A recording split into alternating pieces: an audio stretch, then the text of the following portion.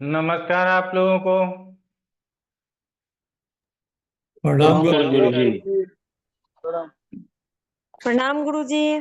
प्रणाम पूनम, प्रणाम। गुरुजी। प्रणाम गुरुजी।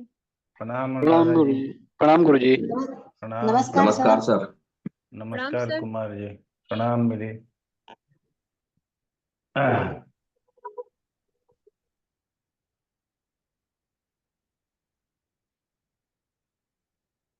अगर आशुतोष जी आए हैं? हाँ, आ गए हैं।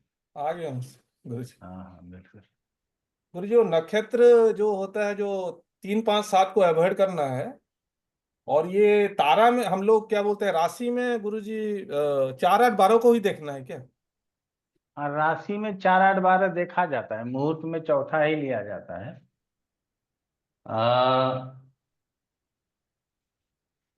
नक्षत्र में आप लोगों को याद है जन्म, संपत, विपत? याद है? हाँ गुरुजी। हाँ गुरुजी। बोलिए। जन्म, संपद, विपत, उसके बाद प्रत्यहरी। 5 बार शायद पत्तेरी ना। प्रत्यारी। प्रत्ये क्षेम, प्रत्यारी, साधक, साधक, बाधक, साधक, उसके बाद मित्र, परम मित्र। वध, बद, वध, मित्र और परम मित्र। पर अति मित्र। मिली बोलो। फिर जन्म, जन्म, संपत, संपत, विपत, विपत, क्षेम, क्षेम, प्रत्यारी, प्रत्यारी, साधक, साधक, बाधक, वध या बाधक, जो भी बोलो। फिर मित्र, मित्र फिर परम मित्र। और अति मित्र या परम मित्र। ये तो आशुतोष प्रधान जी, आपका क्या नक्षत्र है? गुरुजी रोहिणी। रोहिणी। आप लोग समझिएगा, बहुत लोगों को होता है कि हम समझ लिए लेकिन समझते हैं। रोहिणी के बाद क्या आएगा? मिली बोलो। रोहिणी के बाद सर मृगशिरा आएगा ना? आर्द्रा कहाँ जाएगा? बाद में आर्द्रा आएगा। हाँ, मृगशिरा के बाद आद्रा आएगा। ठीक है, तो मृगशिरा, आर्द्रा,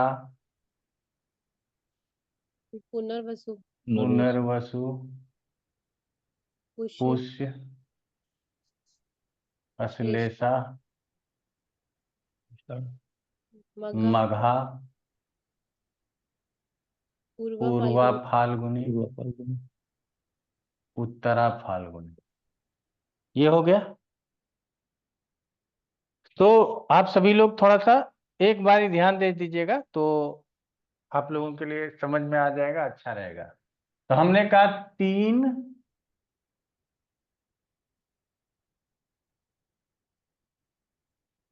5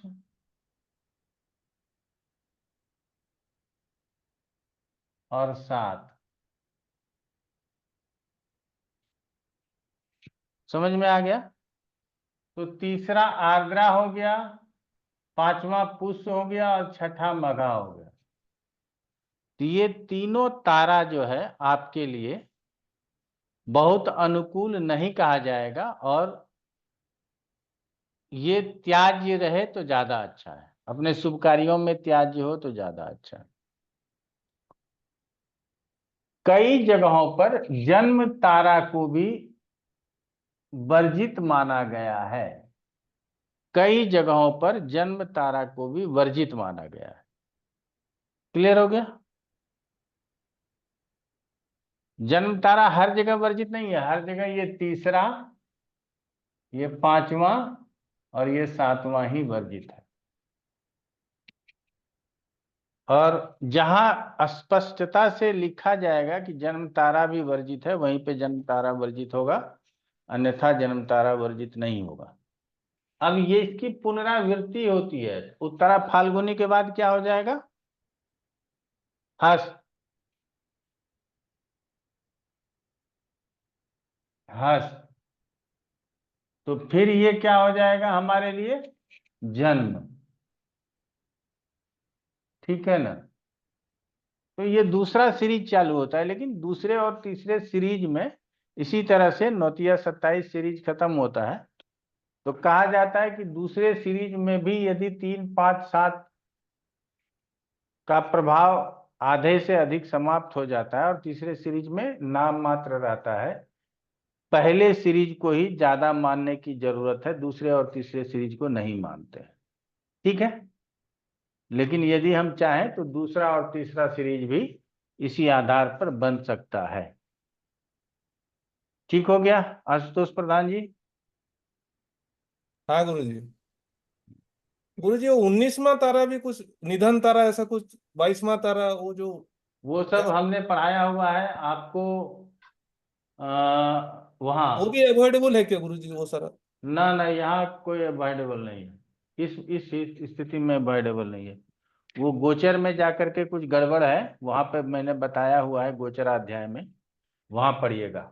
आगे तैयारी कीजिए, जनवरी से शायद गोचर लेकर के आ जाएं। बहुत लोगों का रिक्वेस्ट आ रहा है। रिक्वेस्ट ज्यादा लोगों का आता है और क्लास शुरू करते हैं तो कम लोग हो जाते हैं, पता नहीं क्यों। है ना? हाँ गुरुजी। तब तब लगता है कि हाँ जी नमस्कार, तब लगता है कि अब तो गुरु जी को पैसा देना पड़ेगा तो कुछ घट जाओ। ठीक है ना? हाँ। तो कई सारे शिकायतें आते जाते रहती हैं। अभी मीनू ने क्या किया है आप लोगों को हमको भी बोला है कि नया बैच शुरू होने दो तब करेंगे। ठीक है ना? कि गुरुजी कोई नहीं देता वीडियो अपना, सब 3-4 महीने के लिए वीडियो रहने देता है फिर हटा देता है। अब वो और आप तो दोबारा पढ़ाते हो। ठीक है ना? और लोग वीडियो लेकर के एक दूसरे के साथ शेयर करते रहते हैं और आपके पास स्टूडेंट कम हो जाते हैं। तो एक बार बीच में बंद किया था, फिर लोगों के रिक्वेस्ट पे चालू कर दिया, फिर सब दे दिया।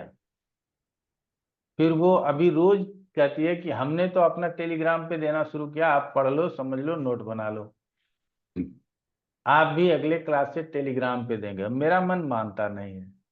अरे दे दो, पढ़ेगा जो, जिसको बांट के पढ़ना है बांट के पढ़ेगा। जिसको, कई लोग हैं ना जो बाहर हैं, उनके लिए $100 है जूम मीटिंग के लिए।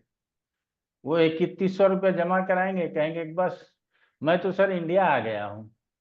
जूम पे तो आपको मीटिंग करेंगे तो पता नहीं चलेगा इंडिया में है कि बाहर है, लेकिन हमको सब पता चल जाता है, क्योंकि घर बार का जो कंस्ट्रक्शन है उससे भी पता चलता है, प्लस आदमी के एटीट्यूड से भी पता चलता है कि झूठ बोल करके 8000 वाला काम 3100 में करवाया है तो कोई बात नहीं, चलने दो। अच्छा, कभी कभी अनीता फ्रस्ट्रेट होती है कि ऐसा करते गुरुजी, फिर अब कुछ मत करो, जिसको जैसे आना है आने दो। उसको विद्या भी वैसे मिलेगा गुरुजी। ना जो भी है, ठीक है ना? लेकिन गुरुजी हम आपका स्टूडेंट बहुत है, बहुत हो गया। आप जिसे पढ़ा रहे हैं सबको अच्छा भी लग रहा है, जो जिसे बोलने दीजिए, लेकिन आपका स्टूडेंट बढ़ते रहेगा, ऐसा तो मेरा कहना है। चलिए, आपका स्नेह ऐसे ही बना रहे। बढ़े घटे, कभी घट जाता है कभी बढ़ जाता है, मैं उससे बहुत, ये रोजी रोटी पर आफत नहीं आना चाहिए, बाकी सब चल जाएगा। ठीक है ना? घटने का हाँ, घटने का कारण है, अगर जो क्लाइंट को बताने का बाद अगर उसी तरफ का रिजल्ट तरह कमती होता है ना, तो धीरे धीरे विश्वास उठ जाता है। तो उसको अच्छा। एनालिसिस ठीक होने पड़ेगा, क्लाइंट को अच्छा मौका मिलने पड़ेगा, तब देखिए वो लोग भी ट्रस्ट पे आएगा, धीरे धीरे स्टूडेंट भी बढ़ते रहेगा। वही बात है। ठीक ठीक ठीक। इसमें सर आप जूम में ना वाटर मार्क्स लगा सकते हैं, तो मेल उसकी, जिसका जिसका वीडियो होगा उसकी मेल लिखी हुई आ जाएगी बैकग्राउंड पे, तो अगर वो शेयर करेगा तो पता लग जाएगा कहाँ से शेयर हुआ है आपको, अगर पब्लिक पब्लिक में आता है तो।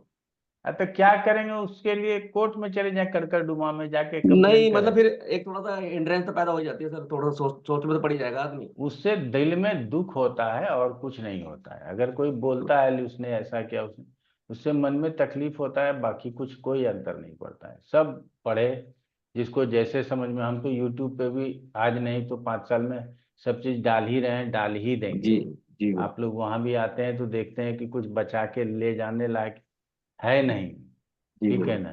जी मैं खुद ही चला जाऊं यही काफी है, कुछ लेके नहीं जा पाऊंगा, ठीक है। गुरुजी तो आज इसीलिए के जमाने में यही प्रॉब्लम है कि आप सरल उपाय बताएंगे तो बोलेंगे ये अच्छा ज्योतिष नहीं है, लेकिन आप जब तक डराएंगे नहीं लोगों को, जो कि हम हम्म पॉजिटिव एस्ट्रोलॉजी करते हैं, तो क्यों डराएंगे लोगों को? कोई हम्म आदमी परेशान है तो हमारे पास आया है ना गुरुजी। हम्म।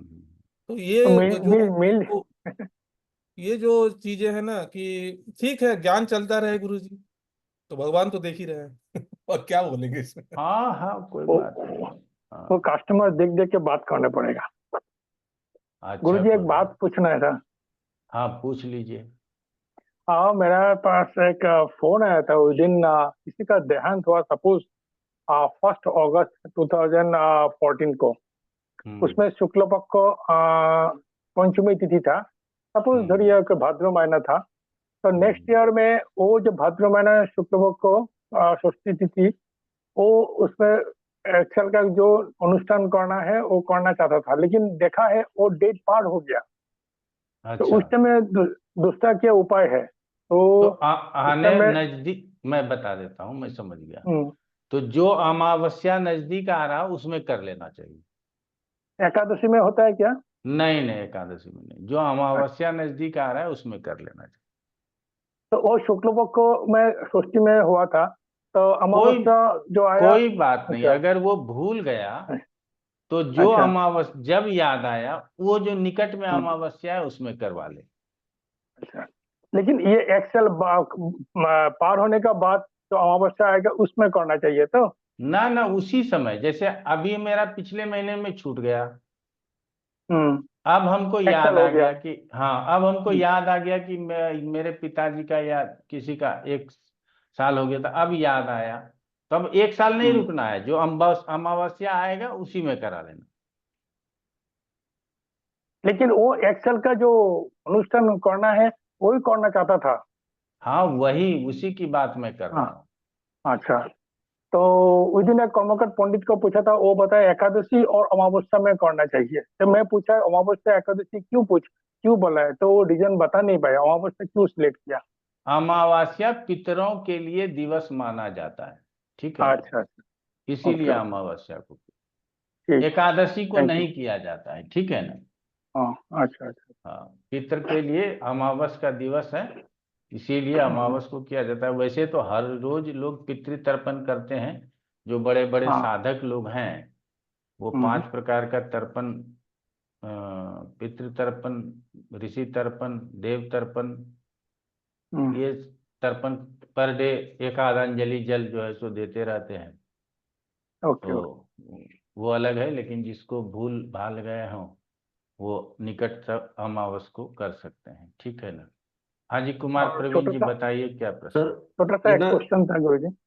1 मिनट रुक जाइए, सेन जी को पूछने दीजिए। हाँ, बोलिए। हाँ, और एक बात है, जो वो जो घात चक्र नक्षत्र, ये बाकायदा जो हम लोग को लास्ट क्लास में बताया था। तो एज पर माय मीन राशि, तो शुक्रवार अच्छा नहीं है, शनिवार मंगलवार कोई शुभ काम के लिए भी अच्छा नहीं है। अगर ऐसी सिचुएशन में तो मंगल शनि को प्रेफरेंस देंगे ना शुक्र को प्रेफरेंस? ना, मंगल शनि को प्रेफरेंस देंगे। और मंगल शनि का अवॉइड आप करना चाहिए। देखिए, आपके लिए जो घात वार निकल आया वो हाँ एक ही निकलेगा ना, या तो हाँ बुध निकलेगा या शुक्र में निकलेगा या गुरु निकलेगा।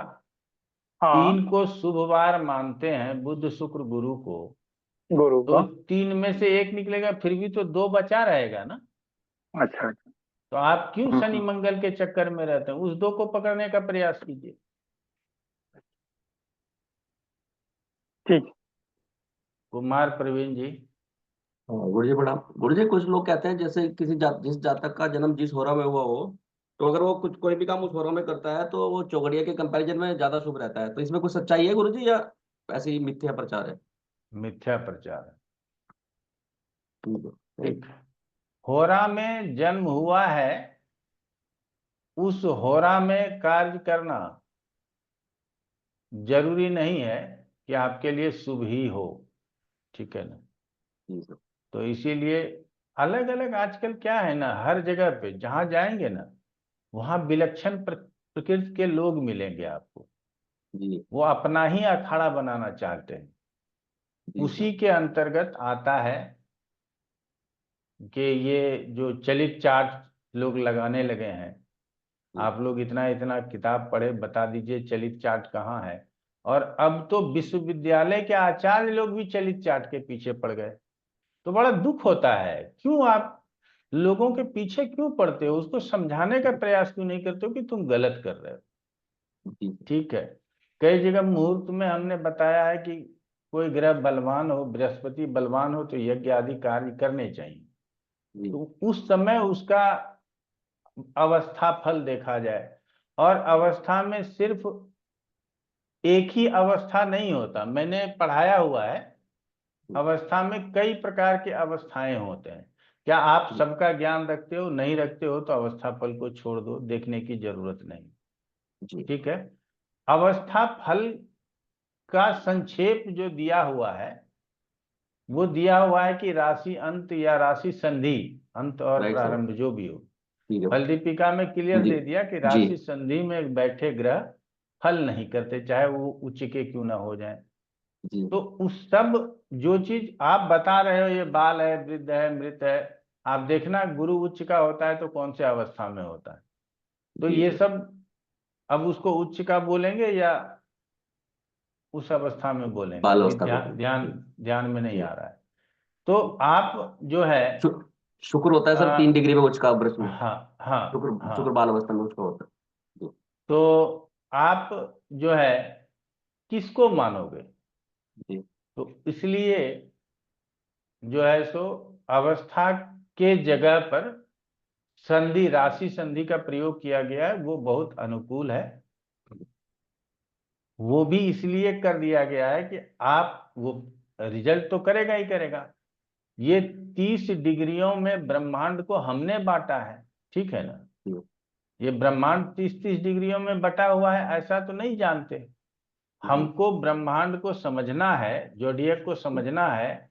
इसीलिए हम 30-30 डिग्री का एक राशि माने, 13 डिग्री 20 मिनट का एक नक्षत्र माने। जी लेकिन ये जरूरी नहीं है ना कि ऐसा ही हो। जी और अगर एरीज पॉइंट से देखेंगे कोई भी राशि मकर राशि में जाकर के 1 डिग्री का है तो हम उसको मकर राशि दस दिया 301 डिग्री का माने या 1 डिग्री का माने, बात समझिएगा। तो लोग अपने सुविधानुसार कार्य कर लेते हैं, कोई बात नहीं, चलते रहता है। सब अपना जीवन में किसी न किसी रूप में अपना आजीविका चला रहे हैं, ठीक है ना। थैंक कई लोग ज्ञान न होते हुए, मैंने कई ऐसे वास्तुविद को देखा है जिनको आठों दिशाओं का ज्ञान और उसके स्वामी का ज्ञान नहीं है और वो करोड़ों कमाते हैं, ठीक है ना। यू। जी वो एनर्जी वाला वो लेके चलते हैं इक्विपमेंट, उससे ये दिखाते हैं फिर वो। पता नहीं, हाँ है ना। हमारे पास भी हमारा वीडियो आजकल एक जगह और रिकॉर्ड हो रहा है, आप लोगों को धीरे धीरे समझ में आ जाएगा, ढूंढिएगा तो मिलेगा। तो वहां भी वो एनर्जी के, लेकिन हमने उसका एनर्जी कंट्रोल किया हुआ है कि मेरे साथ एनर्जी वाला काम नहीं चलेगा, जी ठीक है ना। वो दो डंडा लेकर के ऐसे कभी इधर जाता है जी कभी जी जी उधर जाता है, जी ठीक है ना। जी तो हमने कहा कि ये सब अब जो जिस तरह से जिस विधि से धन कमाना चाहे वो कमाए, क्योंकि कृष्ण ने मना नहीं किया है, ठीक है ना। इसीलिए आप लोग चिंता ना करें। हाँ थैंक यू। जीवेश बताओ क्या हाल चाल है? गुरु जी, आप मंगल की दशा में जो नरसिंह स्तोत्र का पाठ कहते हैं, तो वो कौन सा वाला नरसिंह स्तोत्र? कोई अलग सा कर लो ना, क्या दिक्कत चलेगा? हाँ, है? वही अलग लगाना है। जी। कोई सा भी कर लो, ठीक है। स्तोत्र हमारे पास जो सबसे ज्यादा आया वो आदि शंकराचार्य से आया है, समझ रहे हो। आदि शंकराचार्य ने हर एक देवताओं का स्तोत्र लिख डाला है, ठीक है ना। तो आदि शंकराचार्य वाला स्तोत्र ज्यादा कारगर है, ठीक है। उन्होंने, आप अगर सहस्त्र नाम या बड़े बड़े पाठ नहीं कर सकते हो तो स्तोत्र से भी भज सकते हो, इसीलिए छोटे छोटे स्तोत्रों का संकलन किया है, ठीक है ना। कई ऐसे स्तोत्र हैं जो 8 ही श्लोक का है, ठीक है ना, कई ऐसे स्तोत्र हैं। तो इसीलिए ये सब तो आप और हमको अब समझना पड़ेगा ना कि क्यों किया गया, फिर उसके बाद मंत्र का प्रयोग क्यों आया, क्यों, क्योंकि सभी लोग आपके वेद के ज्ञान को लेकर के जीवन यापन तो कर नहीं सकते। किसी को अर्थशास्त्र पढ़ना है, किसी को गणित पढ़ना है, किसी को विज्ञान पढ़ना है, तो उस हिसाब से हमारा जीविका पार्जन होगा। हमारा वेद पढ़ने से सबका जीविका पार्जन नहीं होगा। इसीलिए वहां पे है कि आप अपने, मैं एक संक्षेप में 2 लाइन बोल देता हूं कि ये जिसकी चर्चा गीता में है, आत्मा, ब्रह्म, ये सब की चर्चा गीता में भी है और यही चर्चा कठोपनिषद में भी है, ठीक है ना। तो इसको पढ़ लेना चाहिए, कभी भी आप लोगों को समय मिले तो गीता के बाद कठोपनिषद पढ़िएगा तो अच्छा रहेगा। बाकी सब यहीं छोड़ के जाना है, कुछ लेके नहीं जाना है। हम लोग उस मार्ग पे चलें कि आत्मा को जान सकें और परमात्मा में विलीन हो जाएं, और जो परमात्मा है वही ब्रह्म है, उसके अलावा और कोई ब्रह्म नहीं है, और हम आत्मा है, तो हम जीवात्मा है। हम ब्रह्म में लीन होने के लिए प्रयासरत रहते हैं, और हम ब्रह्म में लीन हो गए तो हमको जीवन मरण से मुक्ति मिल जाएगी। अगर संक्षेप में गीता और कठोपनिषद का सार यदि है तो यही 2 लाइन है। तो समझ में आ जाए तो ठीक है, नहीं समझ में आए तो विषया शक्ति है ही हमारे पास,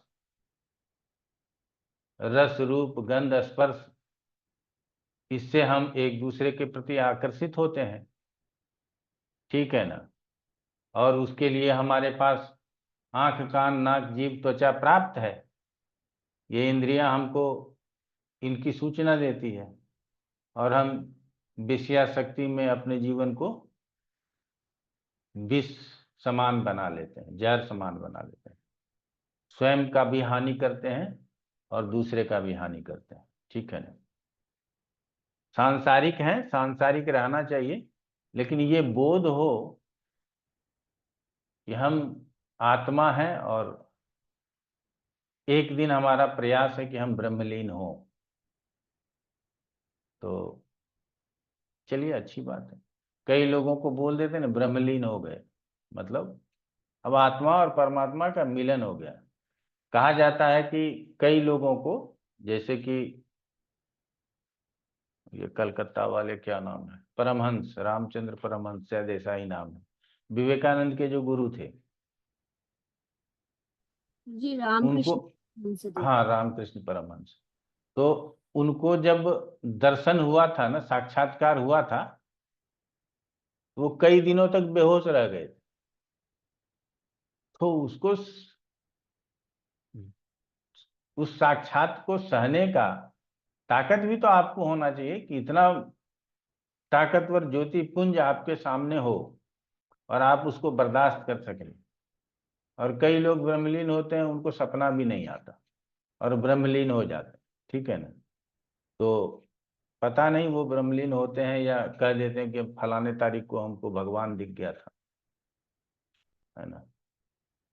मीनू को भी ब्रह्मलीन हो जाना चाहिए, वो श्री कृष्ण को देखते रहती है, ठीक है। हो, हम कहते हैं तुम भी ब्रह्मलीन हो गई। तो चलिए अच्छी बात है। तो हम लोग ना आज भी विचार करेंगे यात्रा के ऊपर ही। आज शायद आखिरी विचार हो यात्रा के ऊपर, उसके बाद हम लोग कुछ मुहूर्त जो आप लोग लिख करके दे दीजिएगा हमको, तो उसको ढूंढ करके निकाल करके पढ़ा देंगे, और बाकी हम गृह आदि प्रवेश का मुहूर्त बताएंगे और आपके क्लास को समाप्त करेंगे, ठीक है ना। तो योगिनी का नाम सुने होंगे, 64 योगिनियां होती हैं, ठीक है ना। अब उसके नाम नित्य कर्म में लिखा हुआ है, अलग अलग योगिनी हैं, अलग अलग नाम है उनके। आप जब पढ़ेंगे तो आपको ज्ञान होगा। तो योगिनी वास, और हमारे यहाँ हर चीज का वास देखा जाता है, अग्निवास, शिववास, योगिनीवास, चंद्रमा का वास, सबका वास, ठीक है ना। तो योगिनी का वास तिथियों के आधार पर देखा जाता है। अब तिथि को क्या कहेंगे?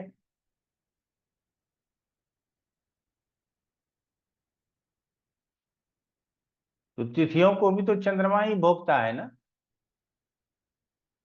जैसे नक्षत्रों को भोगता है वैसे तिथियों को भी भोगता है। तो योगिनीवास के लिए कहा गया है पूरब दिशा से आप लोगों को लिखना है। अब मैं कोशिश करता हूं।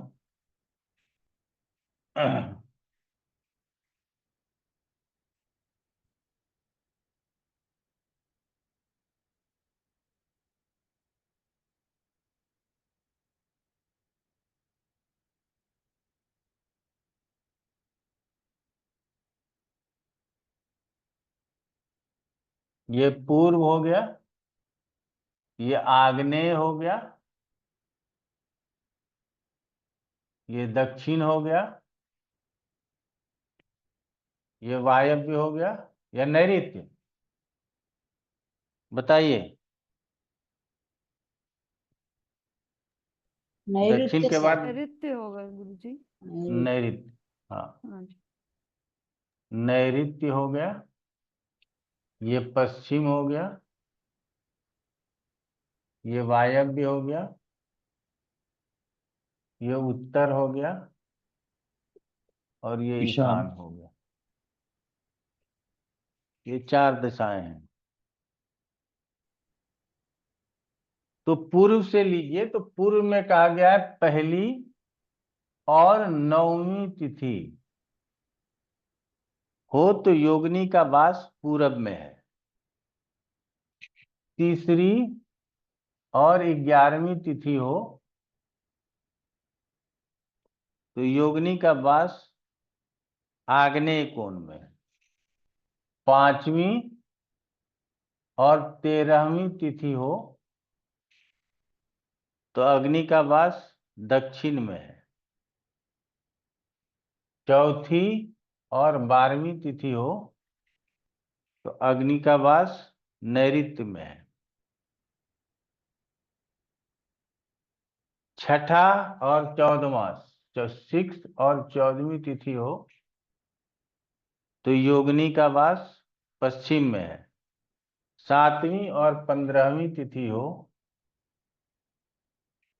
तो योगिनी का वास वायव्य में है। और दूसरी और 10वीं तिथि हो तो योगिनी का वास उत्तर में है। 8वीं या 30वीं तिथि हो तो 15वीं का मतलब अमावस और 30वीं का मतलब पूर्णिमा। हम लोगों के हिसाब से यही चलता है। तो ये आप लोगों ने समझ लिया। ये तो हमारा ब्रह्म स्थान है, ठीक है। बाकी ये दिशाएं हैं, दिशाओं को समझने के लिए बना दिया हमने आप लोगों को। तो ये आप समझ सकते हैं, इसमें कोई सूत्र काम नहीं करता, ठीक है ना। मैं लगाने का प्रयास किया था कि शुरू करते हैं तो 9, लेकिन 10 यहाँ आ गया। लेकिन ये 11, 13, 12, 14 कुछ नहीं समझ में आएगा। तो इसीलिए इसको याद करना ही जरूरी है। चार्ट बना करके रख लेंगे तो आप लोगों के लिए अच्छा हो जाएगा। अब कहा गया है कि सम्मुख और वाम दिशा में योगिनी अशुभ फल देती है।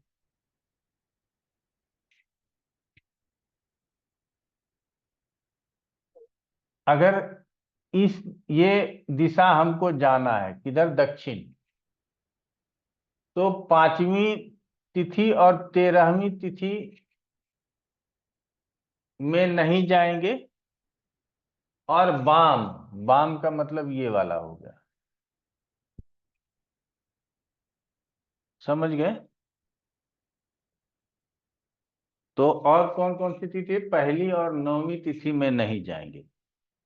तो आप लोगों का मंतव्य होगा तो क्या सर तीसरी और 11वीं में जा सकते हैं, तो इसमें भी नहीं जाएंगे। अर्थात ये तीनों भाव, ये तीनों पहली, 9वीं, तीसरी, 11वीं, 5वीं, 13वीं, ये तिथि वर्जित हो गया यदि दक्षिण दिशा में चंद्रमा है।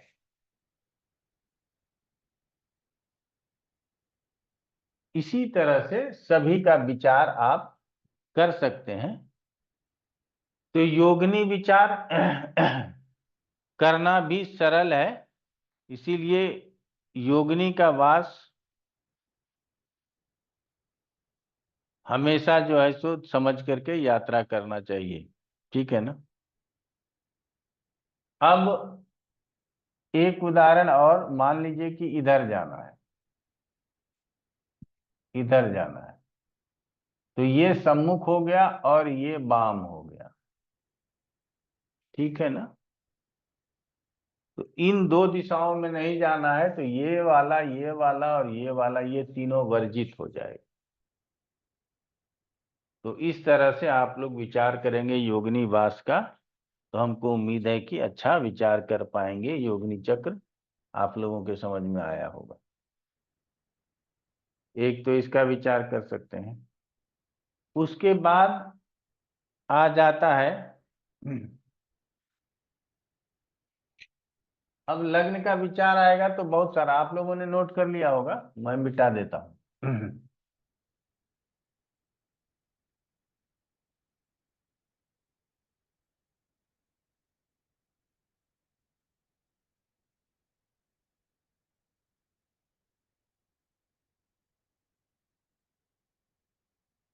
लग्न विचार करना चाहिए। जब यात्रा है तो सभी तरह के लोग यात्रा करते हैं, तो इस तरह से 12 खाने बना लीजिए आप।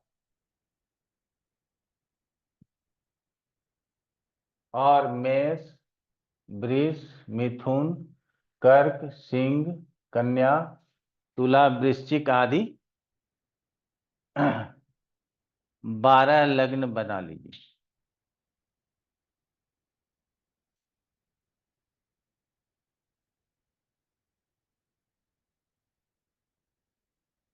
बना लिया आप लोगों ने।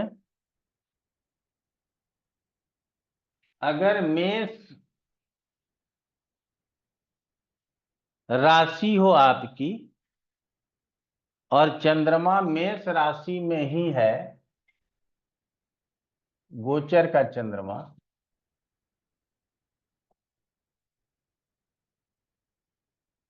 तो आपको यात्रा नहीं करना चाहिए। अगर वृष राशि है आपकी और वृष राशि में ही गोचर का चंद्रमा है, वृष राशि का लग्न है, तो इस लग्न में हमको गोचर नहीं करना चाहिए, लग्न बदलने का इंतजार करना चाहिए। मिथुन राशि है और कन्या का यदि लग्न है तो हमको यात्रा नहीं करना चाहिए। अब आप लोग सीधे सीधे लिखेंगे, मैं बोलता जाऊंगा। कर्क लग्न है और तुला राशि में कर्क राशि है और तुला लग्न यदि है तो यात्रा नहीं करना चाहिए। सिंह राशि है आपकी और मकर लग्न है तो उसमें यात्रा नहीं करना चाहिए। कन्या राशि है आपकी और मिथुन लग्न है तो उसमें यात्रा नहीं करना चाहिए। तुला राशि है आपकी और कर्क लग्न है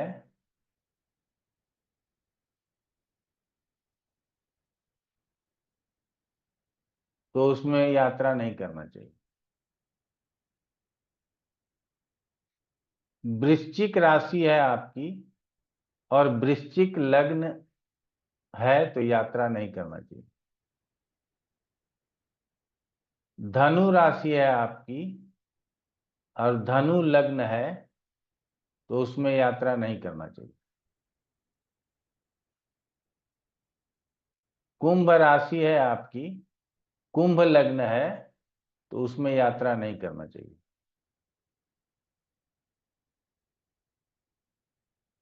कुंभ राशि है और मिथुन लग्न है, क्षमा चाहेंगे, कुंभ राशि है और मिथुन लग्न है तो उसमें यात्रा नहीं करना चाहिए।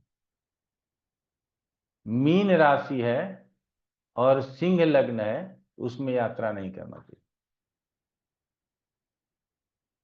फिर से इसको एक बार मिला लीजिएगा। मेष मेष, क्योंकि कर्क और कन्या में गलती होने की संभावना हमको लग रही है। मेष राशि है तो मेष में, वृष राशि है तो वृष में, मिथुन राशि है तो कर्क में, तुला राशि है तो तुला राशि है, कर्क कर्क राशि है तो तुला में, मकर राशि, बड़ा प्रॉब्लम है, ठीक है। एक मिनट रुकिए। सिंह। तुला राशि है, तुला राशि है, तुला राशि है, तुला राशि है तो कर्क में, ठीक है, यहीं तक ठीक है, बाकी सब ठीक है, कोई दिक्कत नहीं। तुला राशि है तो कर्क में ही लिखना। गुरु जी मकर के लिए क्या बताया था? मकर के लिए कुंभ में, कुंभ के लिए मिथुन में और मीन के लिए सिंह लग्न। गुरुजी तो ये मिथुन के लिए लग्न कन्या बताया आपने, फिर कर्क किस, बोला। तुला मिथ- राशि के लिए, मिथुन राशि गुरुजी। मिथुन राशि के लिए कर्क में, अच्छा, कन्या ठीक बताया। है। ठीक है। कर्क राशि के लिए तुला में, ठीक है ना। चलिए, ये सिचुएशन आ जाए तो हमको 2 घंटा वेट करना पड़ेगा। हाँ 2 घंटा वेट करना पड़ेगा। ओके।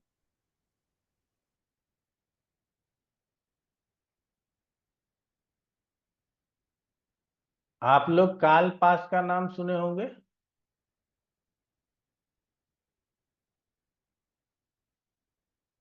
हाँ या ना? नहीं गुरु। मिली काल पास का नाम सुनी हो? नहीं सर। नहीं सुनी हो? काल जीवेश? पास होता तो है। ज्योतिष में गुरु जी नहीं सुना, यूं सुना है टीवी में। टीवी में सुन लिया, ज्योतिष में नहीं सुना। हाँ, काल पाश यम पाश ये हाँ, सब, ये वाला नहीं। ठीक है, चलो अच्छा है, नहीं सुना तो आज सुन लो। काल पास में भी यात्रा नहीं करना चाहिए। तो अब काल पास के लिए जो चार्ट बनेगा उसको पहले बना देते हैं, फिर काल पास समझाने का प्रयास करेंगे।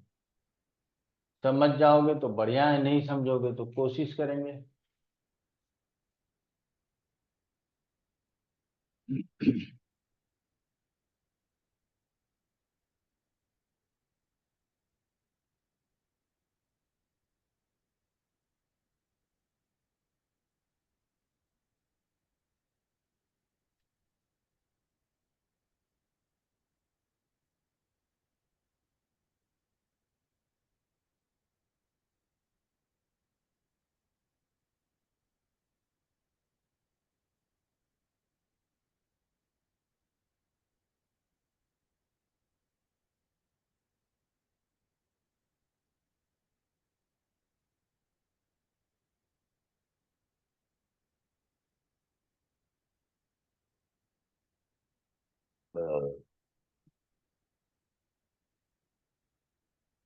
यहां लिखो सूर्य, चंद्रमा, मंगल, बुध, गुरु, शुक्र शनि।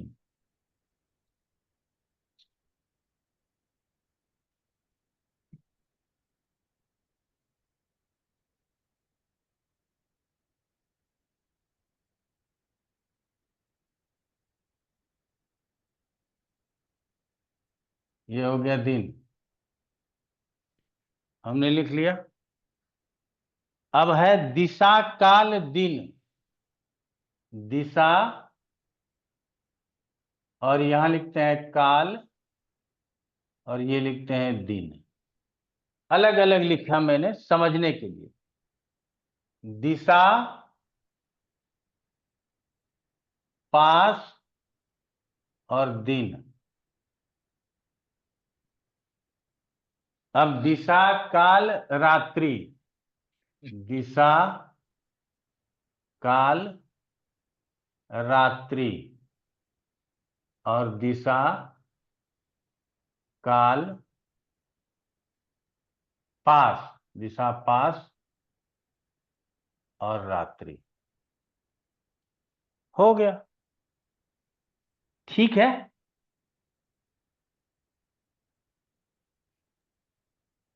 दिशा पास का क्या मतलब है? हाँ, पास होता है।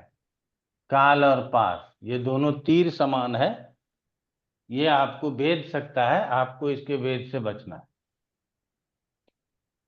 अब कुछ नहीं करना है।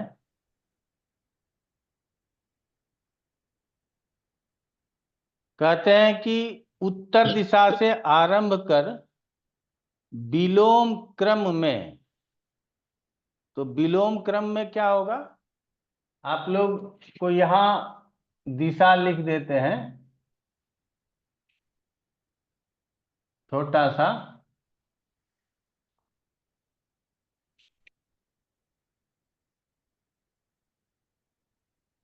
ये हो गया पूरब, ये हो गया आग्नेय, ये हो गया दक्षिण, ये हो गया नैऋत्य, ये हो गया पश्चिम, ये हो गया वायव्य, और ये हो गया उत्तर, और ये हो गया ईशान।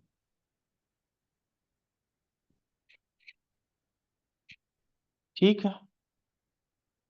तो उत्तर से विलोम क्रम में मतलब इधर सीधा हो गया, इधर जाएंगे तो ये सीधा हो गया, और इधर से चलेंगे तो ये सीधा और ये उल्टा। तो उल्टा क्रम को ही विलोम कहते हैं, विलोम क्रम। ठीक है ना। तो उत्तर के बाद क्या आएगा, वायव्य। वायव्य के बाद क्या आएगा, पश्चिम। पश्चिम के बाद क्या आएगा, नैऋत्य। नैऋत्य के बाद क्या आएगा, दक्षिण। दक्षिण के बाद क्या आएगा, आग्नेय। और आग्नेय के बाद क्या आएगा, पूर्व।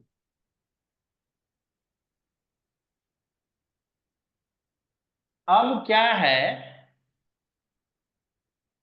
बात को समझना है, ज्यादा जोर दिमाग पे नहीं डालना है, सिर्फ बातों पर जोर डालना है।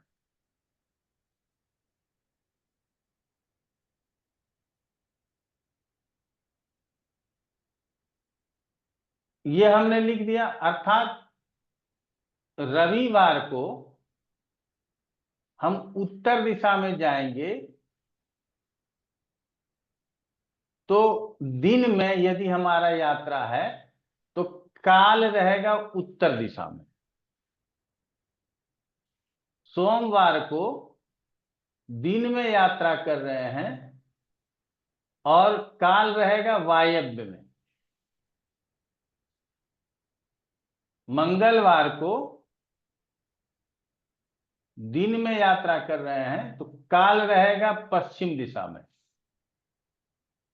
ये दिन का काल हो गया। और अब पास क्या है, इसका जस्ट उल्टा। तो उत्तर का उल्टा दक्षिण, यहां देखिए उत्तर का उल्टा दक्षिण। अब वायव्य का उल्टा क्या हो गया, आग्नेय। पश्चिम का उल्टा क्या हो गया, पूरब। नैऋत्य का उल्टा क्या हो गया? ईशान।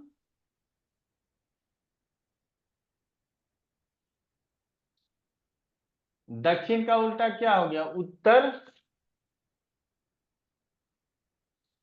आग्नेय का उल्टा क्या हो गया? वायव्य। और पूरब का उल्टा क्या हो गया? पश्चिम। तो इस दिशा में पास रहेगा।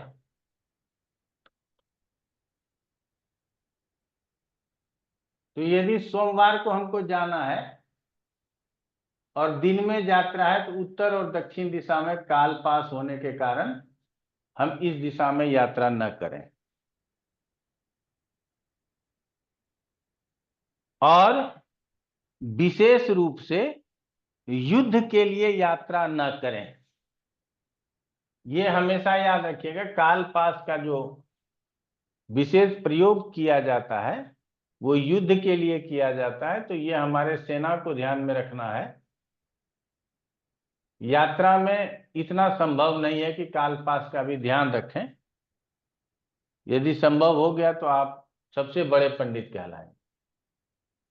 तो अब जो दिशा 5 दिन का था वही दिशा काल रात्रि का हो जाएगा। अर्थात ये दक्षिण के लिए दिशा काल रात्रि है। तो रात्रि में यदि आप सूर्य मतलब रविवार को जा रहे हैं तो दक्षिण दिशा में मत जाइए। चंद्रवार को जा रहे हैं तो आग्नेय दिशा में मत जाइए। मंगलवार को पूरब में मत जाइए। बुधवार को ईशान में मत जाइए, ये रात्रि का है। गुरुवार को उत्तर में मत जाइए। शुक्रवार को वायव्य में मत जाइए। और शनिवार को पश्चिम में मत जाइए। अब इसका उल्टा लिखना है। दिशा 5 रात्रि, तो दक्षिण का उल्टा उत्तर। ये क्या लिखे हैं? आग्नेय लिखे हैं। आग्नेय का उल्टा वायव्य, यहाँ वाला नोट कर लीजिए। पूरब का उल्टा पश्चिम। आप म्यूट कीजिए, कौन खुले हुए हैं?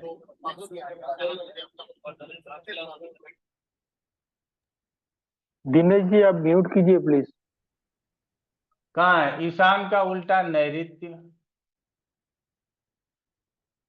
ये उत्तर लिखे हैं तो उत्तर का उल्टा दक्षिण। ये वायव्य लिखे हैं तो वायव्य का उल्टा आग्नेय। और ये पश्चिम लिखे हैं तो पश्चिम का उल्टा पूर्व।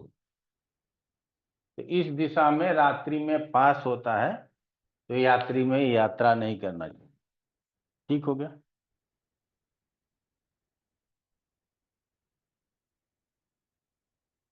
तो ये हो गया हमारा काल और पास। समझ में आ गया तो हाँ, नहीं समझ में आया तो ना। बोलिए। हाँ आ गया। नोट तो समझिए। असीम सेन जी समझ लिए तो सब समझ लेगा, कोई दिक्कत नहीं है। क्योंकि असीम सेन किसके जी बनाए? दूसरे क्षेत्र से आए हैं और अब थोड़ा शांत हो गए। पहले- पहले ये 1 साल पहले जवान थे, अभी थोड़े अच्छा। बुजुर्ग हो गए हैं। ठीक है ना? अच्छा, इतना रेस्ट्रिक्शन दे रहा है यात्रा में तो हमको शांत होना ही पड़ेगा। बार तिथि नक्षत्र घात, आदमी किधर जाएगा? तो नहीं ना, आपकी बात कर रहे हैं कि आसिम सेन जी थे एक दिन में 10 मेल, एक दिन में 15 मेल। समझ गया? आजकल वो आसिम सेन जी का आपका मेल कम आता है। आना, हाँ। आप जो सिखाया है वो सीखने के बाद कुछ समझ में आया, इसलिए थोड़ा मेल कमती आया। अच्छा। पहले तो जानकारी कुछ नहीं था। ठीक है। तो अभी देखा है इतना कुछ इस यात्रा में आपको सिखाया। अभी हाँ, सूक्ष्म यात्रा निकालना तो हेडेक हो जाएगा। कोई हेडेक नहीं है, ये सब जानने के लिए है। बाकी चंद्रमा देख अच्छा, लीजिए, सम्मुख है। कोई बात है। हाँ हाँ। दिशाशूल आदि देख लीजिए, यात्रा करवा दीजिए। हम्म, तो ये समझ में आ गया ना? हाँ हाँ। चलिए, कोई बात नहीं। बस हमारे लिए यही काफी था। अब इसको मिटा देते हैं। गुरु जी एक बात पूछूं? हाँ, पूछिए ना। तो जोगिनी विचार जो आप बताया था अभी, हाँ तो हाँ 6 तिथि है रेस्ट्रिक्शन में आ जाएगा। दो दो करके। 6 तिथि रिस्ट्रिक्शन में आ जाएगी। हाँ हाँ, तो 6 तिथि में रिस्ट्रिक्शन आ जाएगा, तो इतना मिला के देखते हैं उसका कुछ परिहार है क्या? नहीं। परिहार है कि उसको देखेंगे ही नहीं, क्या जरूरी है योग निवास देखना। अच्छा, ठीक है ना। वो आपको आपको वो चीज आपको अच्छा लगा है, जीरा खाओ पान खाओ, वो खा के हाँ चलो। वो अच्छा है, हाँ वो सबसे अच्छा है। अब आता है पारिद दंड, वो भी यात्रा के लिए बताया गया, और वो भी युद्ध के यात्रा के लिए बताया गया है। तो पारिद दंड के लिए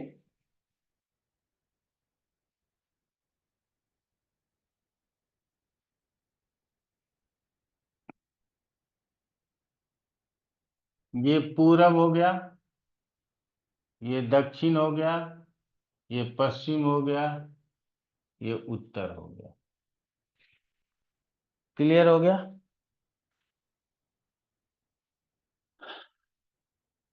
तो कहता है कृतिका से आरंभ करके 7 नक्षत्र अभिजीत सहित, तो 28 नक्षत्र हो जाएगा, पूर्व आदि दिशा में स्थापना करें और वायव्य कोण से अग्नि कोण तक पारिद दंड खींच दें। तो हमने क्या किया, अग्नि कोण से वायव्य कोण तक पारिद दंड खींच दिया। ठीक। अब ये पूरब दिशा है, तो इसमें आएगा कृतिका, रोहिणी, मृगशिरा, आर्द्रा, पुनर्वसु, पुष्य, 3 3 6 1 7। और आएगा, कम हो गया। अश्लेषा। 3 आर्द्रा पूरा लिख दिए थे ना, पुनर्वसु, तो ये आर्द्रा, पुनर्वसु, पुष्य, 3 2 5 1 6, अश्लेषा भी आएगा, अश्लेषा। ठीक हो गया। अश्लेषा के बाद अब इधर लिखते हैं, हम सीधा लिख देते हैं, मघा, पूर्वा फाल्गुनी, उत्तरा फाल्गुनी, हस्त, चित्रा, 3 2 5, स्वाति विशाखा। और विशाखा। ये 7 नक्षत्र इधर हो गए। अब विशाखा के बाद क्या हो जाएगा, अनुराधा। अनुराधा। इधर से लिखते हैं, अनुराधा, ज्येष्ठा। ज्येष्ठा, मूल। मूल, पूर्वाषाढ़ा। पूर्वाषाढ़ा, उत्तराषाढ़ा, उत्तराषाढ़ा। श्रावण। पूर्वाषाढ़ा, उत्तराषाढ़ा, अभिजीत। अभिजीत आएगा। अच्छा, हाँ 1 2 3 4 5 6 और श्रवण। ठीक है ना, ये 7 नक्षत्र हो गया। ठीक। उसके बाद श्रवण के बाद क्या आ धन जाएगा, धनिष्ठा। धनिष्ठा, शतभिषा और पूर्व भाद्रपद। हाँ पूर्वा भाद्रपद, उत्तरा उत्तर भाद्रपद, रेवती। रेवती, अश्वनी, अश्विनी। भरणी। भरणी और कृतिका। बोले, 2 7 3 4 5 6 7।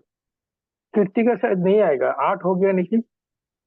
कृतिका ऊपर चला गया है, कृतिका मिटा दीजिए। हाँ हाँ हाँ, भरणी। ठीक है ना, कृतिका से शुरू करते हैं और हम्म, सीधे क्रम में हम इसे लिख दिए। 4 7 कहा 8 है, जाता 4 है, into 7।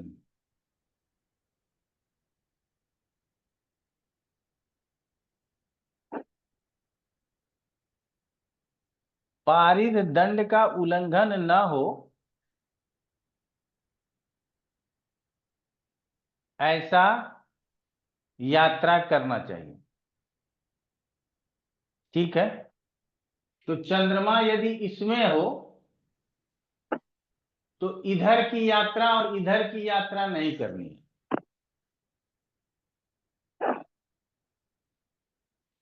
चंद्रमा इसमें हो तो इधर की यात्रा और इधर की यात्रा नहीं करनी। दोबारा बोलिए गुरुजी। पूर्व के नक्षत्रों में पश्चिम उत्तर के नक्षत्रों से दक्षिण जाने से पारिद दंड का उल्लंघन होता है।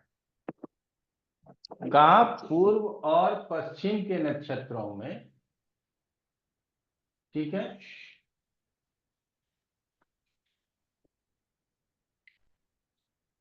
पूर्व के नक्षत्रों में पश्चिम, क्षमा चाहेंगे, पूर्व के नक्षत्रों में पश्चिम और हाँ, चंद्र का उत्तर पीछे। के नक्षत्रों में दक्षिण जाने पर पारिद दंड का उल्लंघन होता है। तो इस उल्लंघन से बचना चाहिए। तो यहां पर क्या है कि ये वाला प्रयोग कर लेंगे तो आपको समझ में आ जाएगा। तो उसी तरह से इधर अब पहले ये वाला मैं बना लिया, फिर इसको हम मिटा देते हैं और फिर करते हैं इधर के नक्षत्रों में हो तो इधर की यात्रा और इधर के नक्षत्रों में हो तो इधर की यात्रा वर्जित। तो पारिद दंडो क्या होता है? अब ये नाम है, ये दंड है, बीच में दंड लगा दिया पंडित जी ने। ठीक है ना, इसी को पारिद कोई दंड कहते हैं। कोई लाइफ थ्रेटनिंग ऐसे कुछ भयानक कुछ? भयानक कुछ नहीं है, यात्रा नहीं करनी शुभ। चाहिए। ठीक है,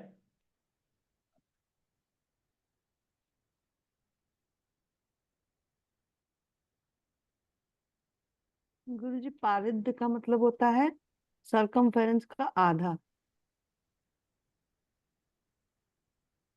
हाँ तो वही हो गया। असीम जी नहीं समझ पाए कि पारिद का क्या मतलब है। Half of the circumference. Okay, thank you. पोड़ी लिखिए। बेंगोली में होता है पोड़ी। हाँ, सर्व दिशा में यात्रा के लिए कुछ नक्षत्र बताए गए हैं, पहले भी बताए होंगे, फिर से सुन लीजिए। अनुराधा, हस्त, अश्वनी, पुष्य। इसमें यदि चंद्रमा हो, अनुराधा, हस्त, अश्वनी और पुष्य, तो सभी दिशा में यात्रा प्रशस्त है। इसमें अब लिख लीजिए क्या क्या नहीं मिलाना है। पारिद दंड का उल्लंघन, पृष्ठ चंद्र और दिशाशूल का दोष नहीं होता है।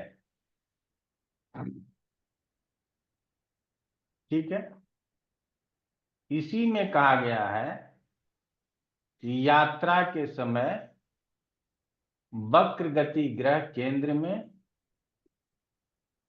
वक्री ग्रह षटवर्ग के लग्न में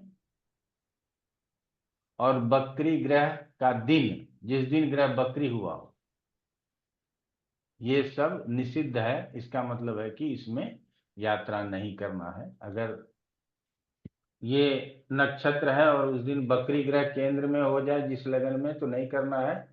वक्री ग्रह षटवर्ग के लग्न में हो, षटवर्ग में ज्यादा लग्नों में, अगर मान लीजिए शनि वक्री है, शनि नवांश के भी लग्न में है, दृष्टांत के भी लग्न में है, सप्तांश मतलब 6 में से 4 के लग्न में है, तो यात्रा वर्जित कर देना चाहिए। तो इतना शुद्धि करने का जरूरत नहीं है। आगे और भी लग्न शुद्धि, अयन शुद्धि की बात आएगी, हम लोग समझेंगे।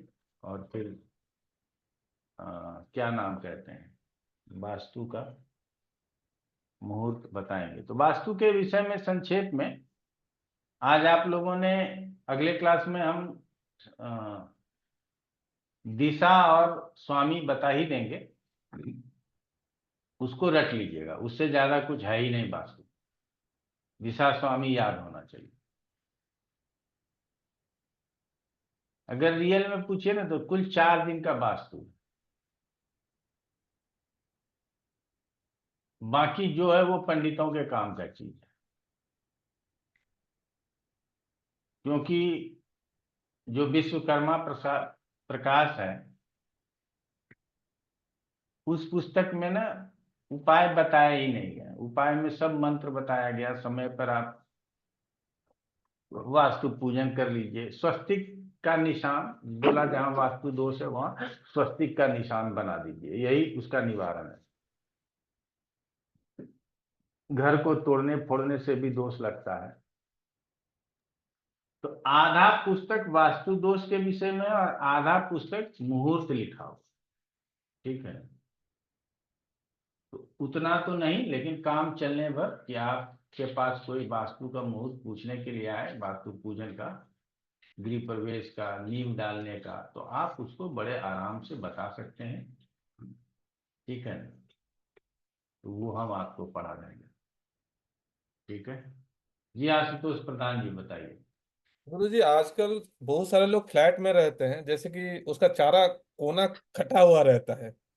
मतलब कहीं पे चारा कोना कटा हुआ है तो मतलब वो तो मतलब जो है तो वो तो रेक्टेंगल है ही नहीं। जब फ्लड वाले को ये सब लगता ही नहीं, दोष ही नहीं लगता। अपार्टमेंट में गुरु जी मतलब देखें तो चारों तरफ ही वास्तु दोष है। हाँ हाँ, वो इसीलिए तो क्या, उसमें आपको सिर्फ 2-3 चीज देख लीजिए, ठीक है ना, कि किचन सही जगह पे हो, ईशान कोण ठीक ठाक हो, बाकी उत्तर पूरब थोड़ा ठीक हो, बाकी कर लीजिए, कोई मैनेज कर लीजिए।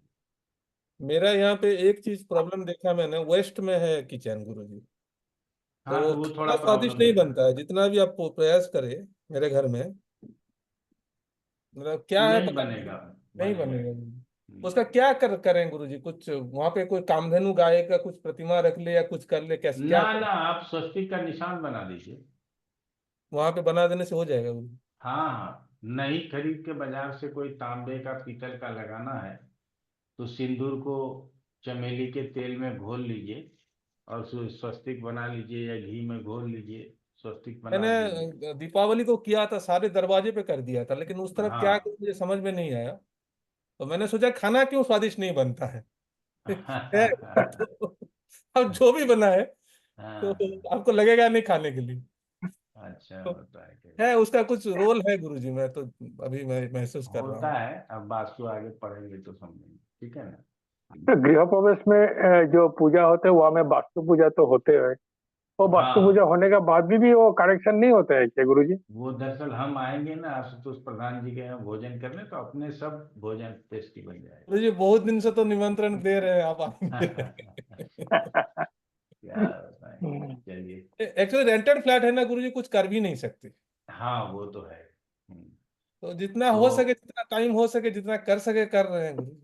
हाँ हाँ, ठीक है। तो बहुत सारे ना अपना विश लिस्ट अधूरा रह जाता है, समझ रहे हैं ना। तो इसीलिए आने का मन तो बहुत करता है, लेकिन वही बता रहे हैं ना, आज भी अनीता पूछी पढ़ाएंगे सर के, क्यों नहीं पढ़ाएंगे। 1 घंटा पढ़ाना है, पढ़ा देंगे तो कोर्स भी कंप्लीट होगा और हम भी थोड़े हल्के रहेंगे, ठीक है ना। गुरु जी काम तो यहाँ दिन पे भर चलते ही यहाँ पे रहेगा। हमारा एक कमिश्नर आए थे तो बहुत खुश थे। तो मैंने पूछा क्या इतना तो भी समृद्ध राज्य नहीं है? तो बोले तुम जानते नहीं हो आशुतोष, मेरा माँ ने ये कह के बुला मुझे भेजा है कि उड़ीसा में प्योरेस्ट फॉर्म ऑफ हिंदुइज्म है।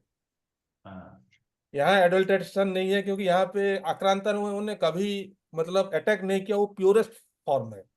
जहां भी अच्छा देखेंगे आप कुछ ना कुछ चलता रहेगा। बाकी अच्छा, तरफ तो हो ही गया है, मिक्स अप हो गया है, लेकिन यहाँ पे ऐसा अटैक में नहीं आया, तो अभी तक एग्जिस्ट कर रहा है यहाँ पे। चलिए अच्छी बात है। तो आज इतना ही रखते हैं। आज दिवेश बताओ। गुरु जी वास्तु का एक पूछ लें, कभी चर्चा चल रही थी तो। काहे की वास्तु का पूछ लोगे, अभी चर्चा तो खूब चलती रहेगी, बताओ। कॉलेज से हमने जब किया था तो एक पीडीएफ आया था, उसमें लिखा था कि जिस एरिया में दोष हो, जैसे उस एरिया के जो देवता हैं, जैसे 45 देवताओं ने जो वास्तु पुरुष को पकड़ा था, तो उस देवता के मंत्र का जप करना चाहिए। तो ये सही है, अच्छा, ये सही है। तो एक से अधिक दिशाओं में हो तो फिर सभी के। हाँ, तो सबके मंत्र करना है। अच्छा, तो इसीलिए हमने बताया कि हमारे वास्तु जो इंडियन वास्तु है, वैदिक वास्तु नहीं बोलेंगे, इंडियन वास्तु है, उसमें उपाय के नाम पे मंत्रोच्चार से ज्यादा अच्छा कुछ बताया ही नहीं गया है। तो इसीलिए आप वास्तु पूजन कराइए और उन मंत्रों का जप करा लीजिए, हो गया। ठीक है ना? करेक्ट।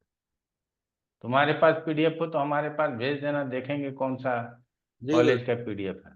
ठीक है ना? दो पीडीएफ है, डिप्लोमा किया था हमने। अच्छा, अच्छा है जी। अनुराधा जी बताइए। गुरुजी, आपने जो भी ये स्वास्तिक वाला उपाय बताया, मेरे जिस घर में मैं रह रही हूँ, जहाँ पे मेरा मेन बाथरूम है, वॉशरूम जो है, वो वास्तु वाले कह के गए कि ये तिजोरी का स्थान है। तो वहां पे कहाँ स्वास्तिक बनाएंगे? उत्तर दिशा में वास्तु है आपका, नहीं उत्तर गुरु, दिशा में टॉयलेट है। नहीं गुरुजी, पश्चिम में है। तो ज्योतिषाचार्य गलत है। दक्षिण ठीक है पश्चिम ना? कोना है, सॉरी तो उत्तर पश्चिम दक्षिण कोना। पश्चिम, उत्तर पश्चिम कोना है तो ठीक है, कोई तिजोरी का स्थान नहीं। कुबेर उत्तर दिशा के लिए बोला गया है। उत्तर दिशा में यदि आपने टॉयलेट बनाया है तो वो कुबेर का स्थान है। तिजोरी मतलब क्या? कुबेर। बात समझ रहे हैं ना? तो यदि वो वहां से थोड़ा पश्चिम हट गया है तो वो ठीक है। तो इसीलिए चिंता न करें। सबसे बड़ी बात क्या है, हमको 16 खंडों में बांटने के लिए आता ही नहीं है, हम क्या करेंगे? 45 देवताओं का नाम लेकर के लोग बता देंगे और देवता लिख देंगे, उसके मंत्र तो क्या पढ़ा देते हैं पता ही नहीं चलता है। ठीक है ना? चलिए, फिर भी काम चल ही रहा है सब। और एक तो आते हैं वो बोलते हैं कि मैं तो चौथे क्लास में पूछता हूँ कितने लोगों ने अपना काम शुरू कर दिया, तो 70% लोग हाथ खड़ा करते हैं कि हमने अपना काम शुरू कर दिया। क्लास खत्म होते होते मैं पूछता हूँ कितना इनकम कर रहे हो, तो कहता है 4 से 5 लाख इनकम कर रहे हैं। अरे तुमने पढ़ाया ही वही बेवकूफ बना के पैसा खींचने वाला, तो लोग इनकम कर ही लेंगे। ठीक है ना? गुरुजी, वास्तु का कोर्स भी आप प्रारंभ करेंगे? क्योंकि हमको वो हाँ, करना वास्तु है। फरवरी में आ जाएगा या मार्च में आ जाएगा। एक पीडीएफ भेजा गुरुजी आपको, एक और अभी हाँ, भेजा। आ गया, हमने देख लिया। एक और बाकी है, ये तो खाली परिचय है गुरुजी, इसमें कथा है बहुत है, मेन दूसरा है। अच्छा, तो दूसरा भी भेज देना। सुनते गुरुजी। हाँ, चलिए आज इतना ही रखते हैं। प्रणाम। कल कल तो एपीए का क्लास है, तो आप में से कोई एपीए में होंगे नहीं। एपीए 19 है, तो उन लोगों का क्लास लेंगे। प्रीति जी से आप 10 दिन नहीं पूछेंगे, रहेगा। प्रीति जी से पूछेंगे कि विषय समझ में आ रहा है ना? बहुत बढ़िया सर, बहुत बढ़िया। हमारा प्रणाम स्वीकार कीजिएगा। अरे सर, आपको प्रणाम हमें करना है, आप हमारे ठीक गुरु है। है, आपने मुहूर्त सिखवाया नहीं हमें। नहीं, गुरु हैं ठीक है, लेकिन आप साध्वी हैं, इसके लिए आपको नमस्कार। ओके ओके, ठीक है। तो चलिए, गुरुजी, हम लोग का नेक्स्ट क्लास कब होगा? अब 20 तारीख छोड़ के देख लेते हैं, आप 20 चिंता तारीख मत कीजिए। 20 तारीख तक छुट्टी रहेगा ना? अब भी हो गया, नेक्स्ट क्लास नहीं होगा।